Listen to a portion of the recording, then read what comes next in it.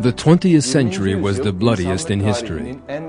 250 million people died in wars, mass slaughter, and political murders. The ideology known as communism bears the greatest responsibility for this terrible savagery. This is an ideology that promises so-called equality and justice, but which brings with it only bloodshed, death, and fear. In this film, we shall be examining the bloody century of communism and seeing the terrible misery this ideology inflicted on humanity. It will be impossible for the world to avoid similar tragedies in the future unless it learns from the past.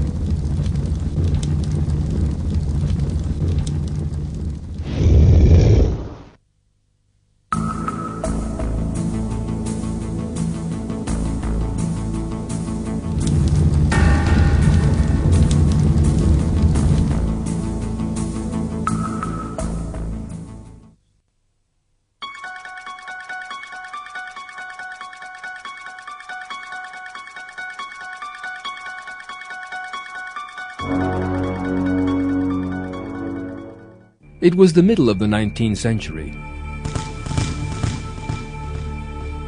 Two German philosophers living in England were trying to formulate an ideology that would rock the world.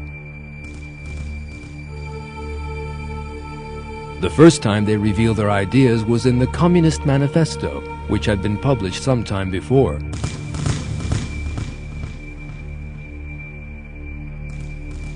One of these two philosophers was Karl Heinrich Marx, the other Friedrich Engels. These two believed in a philosophy known as materialism.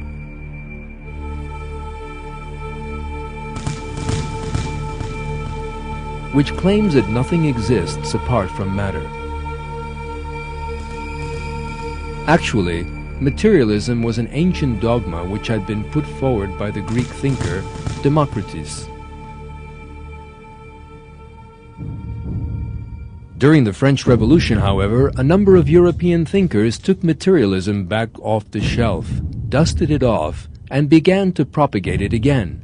Their aim was to do away with religious beliefs, and materialism was the only philosophy they could put up against religion.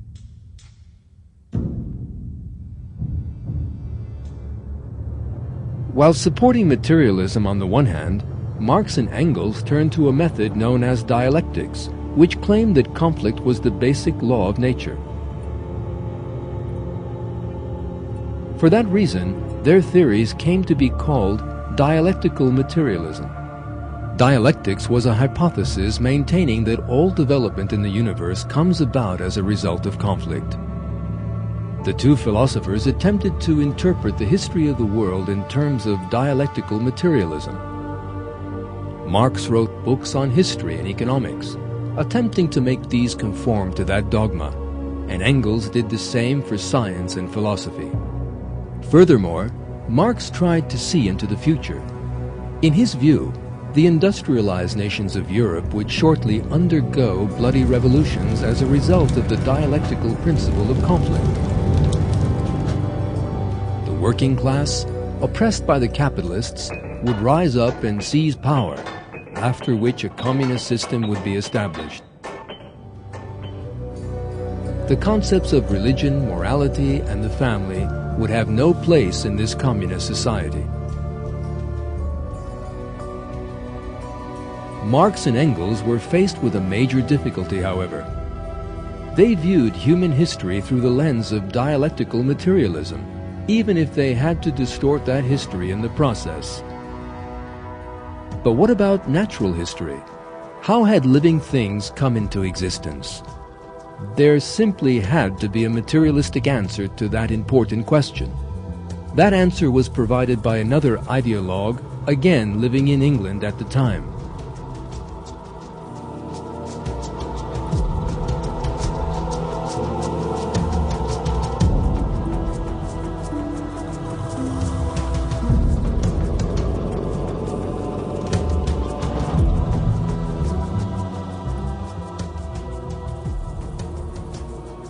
As the Royal Navy vessel, the Beagle, crossed the Atlantic Ocean on its voyage of discovery, it carried a young researcher on board,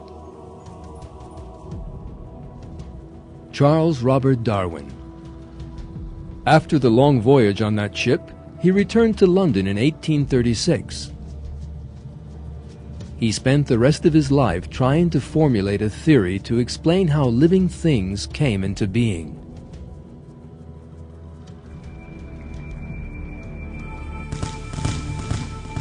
Darwin unveiled his theory in The Origin of Species, published in 1859. In it, he maintained that living things came into being in just the same way that materialist philosophy claimed. In other words, by a series of coincidences. What is more, he proposed that these coincidences work by means of conflict, as dialectic. In short, Darwin adopted nature to dialectical materialism.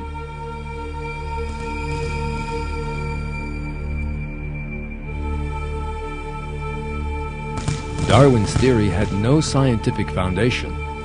That is why prominent scientists of the time refused to take him seriously.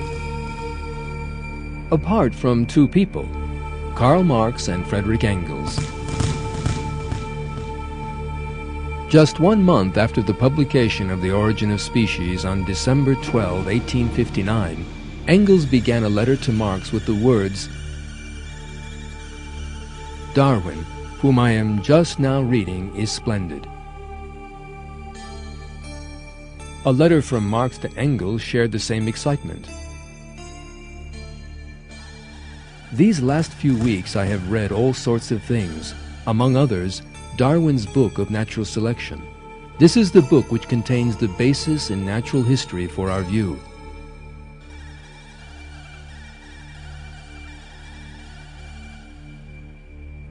The relationship between Darwinism and Marxism grew even stronger.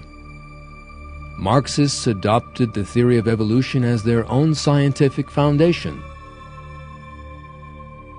These duly spread under the influence of Darwinism.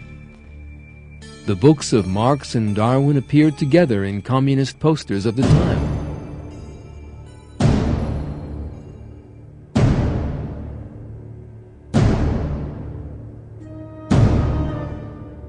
The Franco-Prussian War of 1871 allowed for the first experiment in the revolution Marx had dreamed of.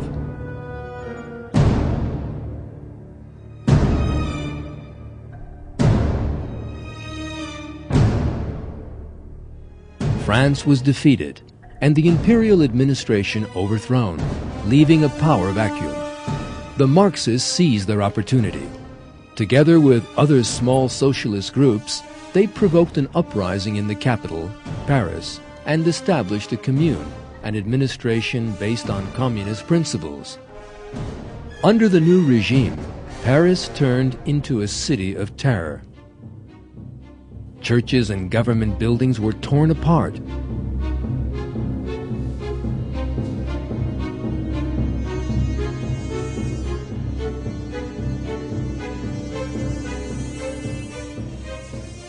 Men of religion were shot by the communards.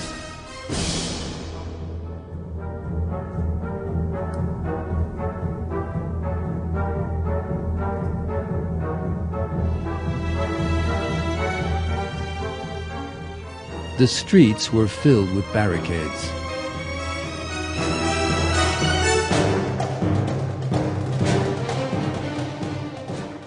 The Commune was finally suppressed by government troops that entered Paris after lengthy fighting.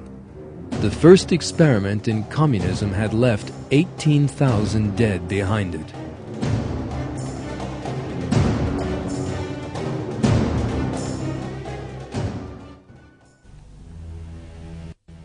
Yet how was it that Karl Marx's theories were able to spread so quickly? The answer to that question was provided by the famous German scientist Rudolf Virchow. At a Congress of Naturalists, Virchow took the floor to warn those biologists who supported Darwinism. Be careful of this theory, for this theory is very nearly related to the theory that caused so much dread in our neighboring country. Virchow was right. Darwin's theory of evolution was of great importance in the spread of Marxism among Western intellectuals. The theory portrayed human beings as a species of animal, claimed that they would develop by means of conflict, and most important of all, denied the idea of creation. These three great errors formed the basis of Marxism. The first of the communist revolutions built on that foundation was to take place in Russia.